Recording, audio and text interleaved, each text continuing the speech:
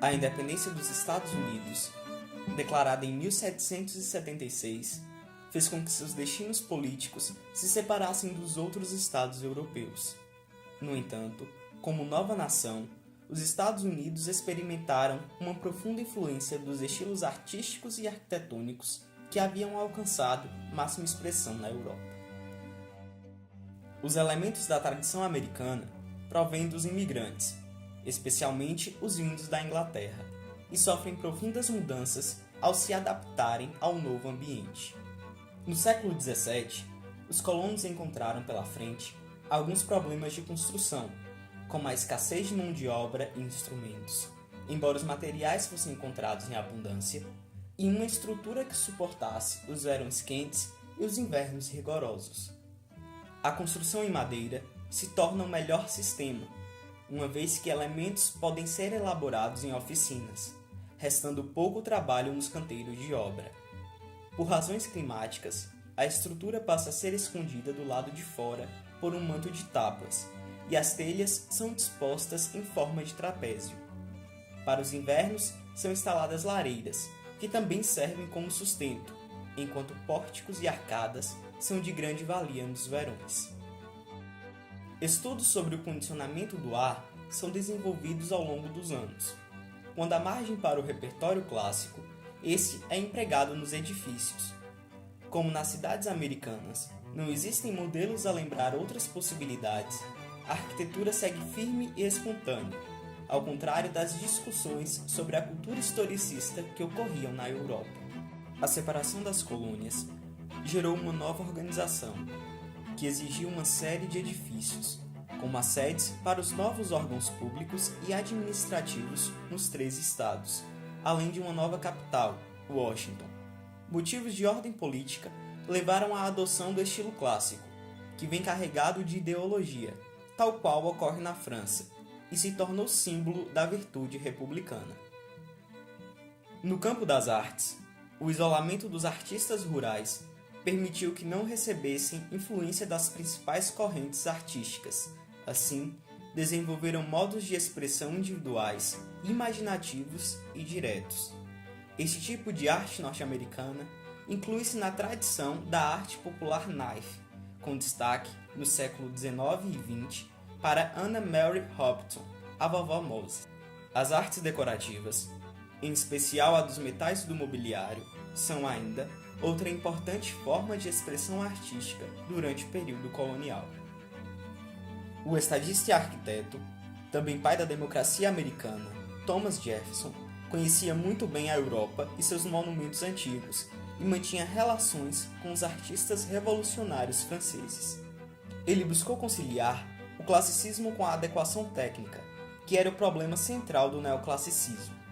Seu projeto para a Universidade da Virgínia traduz bem a problemática. Elaborado em estilo coríntio, foi transposto para o jônico, por ser mais fácil de ensinar os escravos negros a esculpir do que as colunas coríntias. Muitos consideravam que o estilo clássico custava alto, mas Thomas acreditava que custaria bem menos do que os ornamentos bárbaros com que eram carregados os edifícios da Virgínia. Ele propõe, então, modelos puros para os edifícios, que funcionou bem no Capitólio de Richmond e na Vila de Monticello, ambos na Virgínia. A arquitetura se torna espontânea e graciosa, é espaçosa, mas não monumental, e o repertório antigo é adaptado ao modo americano. Jefferson também influiu de outras maneiras a cultura arquitetônica americana. Fez aprovar, em 1785, a Lei de Ordinance, que estabelece a subdivisão de novos territórios segundo uma malha orientada com os meridianos e paralelos, tal qual um tabuleiro de xadrez. Promoveu a fundação de Washington, um concurso para o Capitólio e nomeou Benjamin Latrobe como superintendente dos edifícios do governo federal. Nascido e formado na Inglaterra, Latrobe construiu os edifícios neoclássicos mais brilhantes dos Estados Unidos, como a Catedral de Baltimore. Outros exemplos de edifícios neoclássicos construídos em território americano são o Capitólio, o Monumento a Lincoln e a Casa Branca.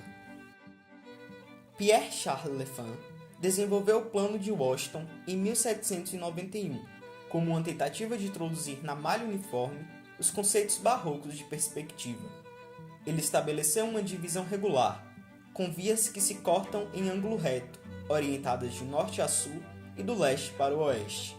Abriu algumas em outras direções, como avenidas na direção a partir de cada praça principal, desejando com isso romper a uniformidade geral e, sobretudo, ligar todas as partes da cidade.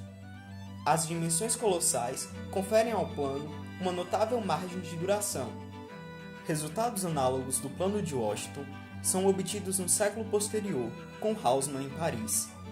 A arquitetura americana, por volta de 1850, registra fielmente a imagem que vem à luz na Europa, como o revival grego em substituição ao neoclássico, o neogótico e todo o ecletismo europeu.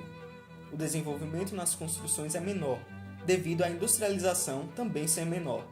Depois de 1850, o ferro é difundido rapidamente, principalmente com os trabalhos de James Bogardos, que se contenta em substituir o material antigo pelo novo, deixando inalterada a forma estilística. Até então, a postura pragmática dos americanos impedia que nascesse dos progressos da sua cultura um adequado debate de ideias. A arquitetura passa a ter postura crítica com Horatio Grinal, que trouxe para o âmbito do classicismo racionalizado as contribuições da indústria e da técnica moderna. Busca-se agora uma justificativa ideológica autônoma e nacional para a arquitetura, com o desejo de que essa possa superar a europeia. No entanto, o rápido crescimento industrial modifica as relações econômicas, e a sociedade americana encontra-se sem opinião para os problemas de organização, tão graves quanto os da Europa. No início de 1800, Nova York possui mais de 100 mil habitantes reunidos na ponta da península de Manhattan. Foi então elaborado um plano de expansão para Nova York, com a adoção de uma malha uniforme em escala até então inédita. O plano ficou a cargo da administração do estado, que nomeia uma comissão formada pelo governador Richard Morris, S. G. White e Joseph Rutherford. O projeto, definido e aprovado em 1811, prevendo uma malha uniforme em vias ortogonais, com 12 avenues, com cerca de 20 km, que vão de norte a sul, separadas com as letras do alfabeto, e as streets, de 5 km aproximadamente cada, que vão de 1 a 155, de leste a oeste. A finalidade dessa distribuição é permitir a formação de um certo número de lotes ou espaços divisórios para alojar iniciativas de construção de toda espécie. A única via regular que atravessa diagonalmente esse traçado é a Broadway. A Grande Grade, como o sistema ficou conhecido, pretendia ser suficiente para conter 2,5 milhões de habitantes e se mostrava notável por ser, entre uma série de fatores, o primeiro exemplo de uma previsão unitária para controlar a expansão de uma cidade moderna, enquanto o problema estava longe de chegar a uma solução na Europa. Além disso, trazia uma nova concepção da cidade, carregada por uma tradição especificamente americana. O plano diretor também não havia praças, para opor o mínimo de obstáculos a qualquer tipo de construção. Mas ao longo dos anos foi sofrendo algumas adaptações para atender à demanda popular.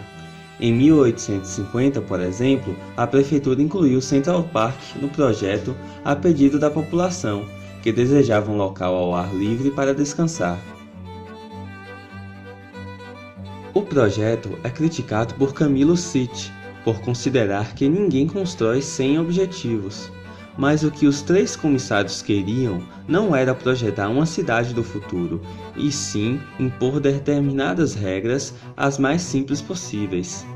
O erro deles, no entanto, foi ignorar que a cidade moderna é composta não só por casas, mas também por outras coisas, como ferrovias, escolas, hospitais, estacionamentos e cinemas, que não podem se acomodar em qualquer lugar da malha ortogonal. Isso resultou numa cidade monótona e pouco ordenada. O aumento dos preços em Manhattan, desde 1800, gerou uma imensa especulação imobiliária. A partir daí, surgiram leis que proibiam a construção de um edifício em todo o terreno, e os que não atendessem a essa regra poderiam ser expropriados e demolidos. A questão acerca das condições de higiene nas construções também chama a atenção das autoridades para o problema. Em 1886, é instaurada a Secretaria de Higiene e a partir de 1850 são numerosas as iniciativas privadas de construir casas populares decentes. A autoridade pública aceita, dessa experiência, várias sugestões para a determinação de padrões a serem introduzidos nos regulamentos, mas não toma nenhuma iniciativa no sentido de apoiá-las ou intervir diretamente. Só após a Segunda Guerra Mundial começam as intervenções do Estado no campo das construções. O Plano de Nova York de 1811 continua a ser uma das principais contribuições à cultura urbanística moderna. A Nova York que conhecemos hoje é o primeiro lugar do mundo na escala dos novos tempos. É interessante ver que nos Estados Unidos, a virtualidade contida nas contribuições culturais europeias, mesmo tendo que operar num ambiente mais simples e encontrado menor resistência, vem à luz antes mesmo que na própria Europa.